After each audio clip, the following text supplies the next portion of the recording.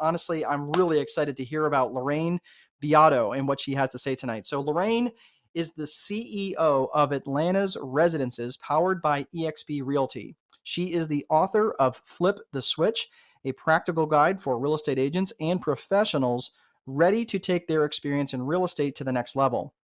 Lorraine has been actively involved in her passion, which is restoring old homes to their former glory while including a modern, unique touch for nearly 3 decades, and specializes in repurposing old or discarded items and architectural remnants to achieve her signature look. One of her showcase renovations, a single family residential home in Portugal, was featured in Think Realty Magazine's International Renovation Rockstar series, and her listings have also been featured on HGTV's popular series, House Hunters. Combined with her personal experience trading mortgage-backed securities with Merrill Lynch and building her own retirement portfolio, Lorraine's ability to negotiate and navigate her clients' way to winning investments has made her a favorite with investors nationwide who trust her to inquire, improve, list, and sell their properties when they are not able to personally manage their own projects in the Atlanta area. Please welcome to the virtual stage my good friend Lorraine Beato. Lorraine, the stage is. Thank you, Mark. I appreciate that. So, one of the things that I have found, there's a large hole in the market. The real estate landscape is changing, and it has been changing for the last few years, more so since the pandemic. More buyers are buying online. They have their eyeballs online. We have hedge funds. We have institutional buyers. They're doing everything that we as real estate agents do to generate business. They're cold calling. They're sending mailers. They're direct messaging on Facebook. They're door knocking. They're doing everything to compete with us. So what are we doing? What are we as agents doing?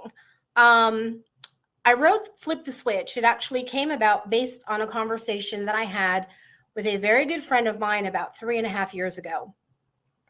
We were talking and she called me up and we were just shooting the breeze. She is at my former brokerage and just said that she was tired and her back hurt because she had been in the car with these buyers for 5-6 weeks and wasn't finding them anything. And she said, I'm getting old. I'm going to be 60 soon. And she said, I'm going to have to sell houses until I'm 70. That sentence hit me like a ton of bricks. Because let me tell you something, I don't want to be putting signs in yards at the age of 70. I want to be retired and living my life and having fun and hopefully having some grandkids. So that got me to thinking, why is that? This is a smart woman who comes from corporate America.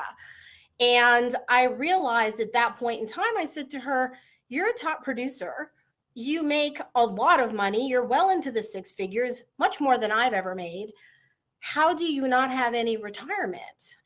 And that was when it dawned on me that no one is out there teaching agents that they should invest in the thing that they sell every single day. Look, you've seen it. You've seen, Open Door buying homes, OfferPads buying homes, Zillow bought homes and they put them on the market. And there's a reason real estate is still the number one way to build and accumulate wealth, in my opinion. The stock market's been very volatile. And at the end of the day, people need a place to live, whether they're going to buy a place to live in, whether they're going to rent. They've got to live somewhere, and God's not making any more dirt. So I'd like to share some stats. According to, and these are old, I need to update them a little bit. According to U.S. News and World Report, in 2017, real estate agents made a median salary of $45,990. 25% made less than $31,000, and another 25% made over $71,000. The Georgia median, which is where I'm located, was $46,000. In January 2019, the average annual earnings for a real estate agent was $41,000, stated by salary.com.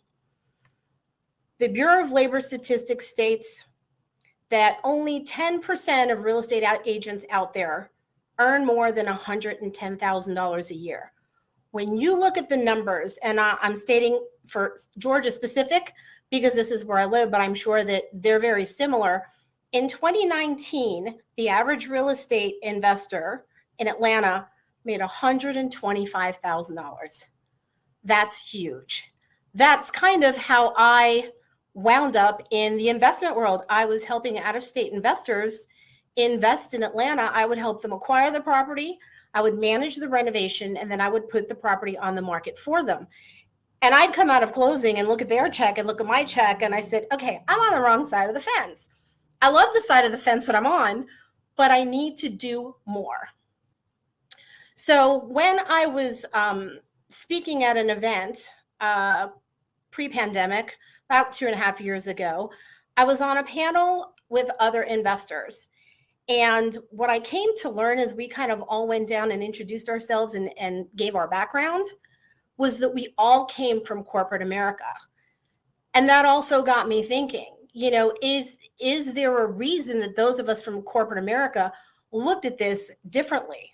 I thought it was interesting. Could it be that our mindsets were different and we looked at real estate just in a different way? We saw an opportunity and we saw a way to build wealth and to plan for retirement, because again, you have all of the coaches and the courses out there for real estate agents and how to cold call and lead generate in your CRMs, and you can spend thousands of dollars on coaching and mentors, but nobody that I have come across is telling real estate agents, wait a minute, you need to be investing in the thing that you sell every day.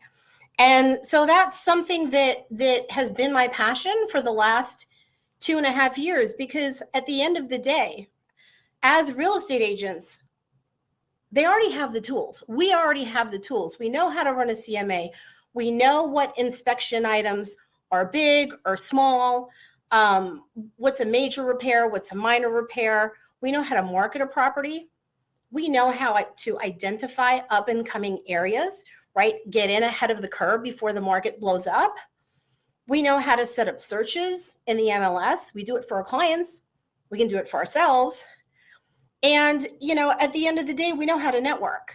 And so we already have all the tools in place. Real estate agents already have all the tools in place that they need in order to succeed and invest in real estate, to have a plan B, right? Okay, the market's crazy. We have almost no inventory where I'm at. We have about half month worth of inventory. And so a lot of agents are getting freaked out because they're thinking they're only as good as their last commission check. But if they had a couple of cash flow properties where they had maybe $300 a month coming in net profit, and they had 5 or they had 10, that's $1,500, $3,000 a month, which is enough, hopefully, to help pay the bills, maybe even cover the mortgage. It just kind of really depends on your lifestyle and what you're doing.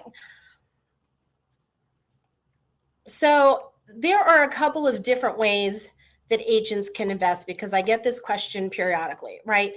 It's, well, I'm really, really busy with real estate. I don't have time to go find a fix and flip, or, I love what I do. I don't have time to go find other ways to make money, which I think is kind of crazy.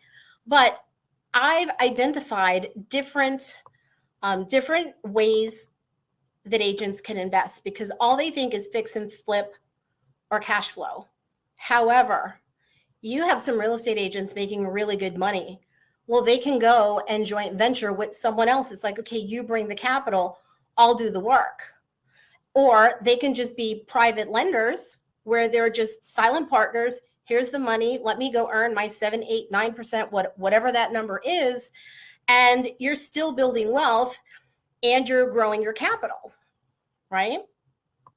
There's also multiple ways to invest as well. They can wholesale, which is, you get a property off the market, you assign the contract to someone else. I mentioned private lending. There's fix and flip. There's tax lien investing. There's multifamily. There's self-storage, which is something I've recently gotten into and I'm really enjoying. There's short-term rentals. There are multiple ways to get involved. There isn't just one. So the other thing is it's really not that hard to get started, right? Most agents are like, oh my gosh, some of these things they should be doing for their own businesses. They should create an LLC. They should have their business bank account. Most of us already have a power team in place. We have our, the landscaper, the electrician, the plumber, the handyman, whatever those trades are, we already have them because we use them every single day. I would add, we have closing attorneys in Georgia. We're an attorney state, and a good CPA. And then we all should already have our business processes and systems in place for our traditional real estate business. It's not that hard to just take all of those and move them over. I just want to take, because I'm trying to keep an eye on time, so sorry about that, real quick, how agents should be thinking. We are problem solvers at the end of the day, and putting a sign in someone's yard is not always the best solution for them. I'll give you a quick example of a property I picked up right before the pandemic started. I had someone I had spoken to 3 years prior who called me about listing one of their cash flow properties. I went to the property, I looked at it, I spoke to her, I ran the comps for her. And at the end of the day, the way the numbers hashed out was she was going to have to come to the table with $20,000 out of her pocket, even if I listed the property for free. So I asked her, do you have a problem tenant? She said, no, I love my tenant. She's great. She's been here for 8 years. She always pays the rent on time. So I said, then leave it alone. Let's leave it alone until the market turns around. This was probably 2017. I got a phone call January of 2020 from this same person who I had not spoken to in 3 years, who called me and said, hey, Lorraine, do you remember that property that I had in Smyrna? I said, yeah, I sure do. She said, God told me it's time to get rid of it. I said, okay, no problem. I went, I met with her, and as we got talking, she had heard the term subject to, which that's a whole other thing. But basically, you take over the mortgage subject to the existing finance. For her, she wanted to keep her tenant in her property. She didn't want to displace her tenant because she had been a great long-term tenant. So as I was walking through the property, she said, Lorraine, I'm thinking $5,000. And I knew she meant $5,000. And I thought of paying her, maybe $3,500 because there was a good bit of deferred maintenance. The big things were done, roof, HVAC. It was the interior of the house that was pretty much original. And I must have had this look on my face because she's like, what are you thinking? And I said, well, I have to talk to my husband and see what he says. And that's when she said, no, I want to pay you $5,000. My mouth hit the floor because I had heard of people getting paid to take over properties, and I never believed it.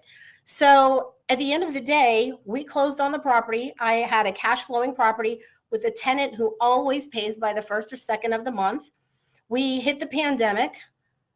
By the grace of God, she paid her rent. She had her job, which she never missed a beat. The property has doubled in appreciation, and we've now upped the rent because she was way below market value.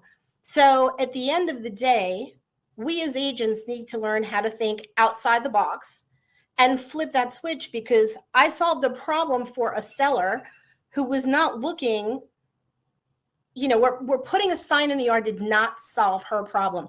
Her concern was she wanted to walk away.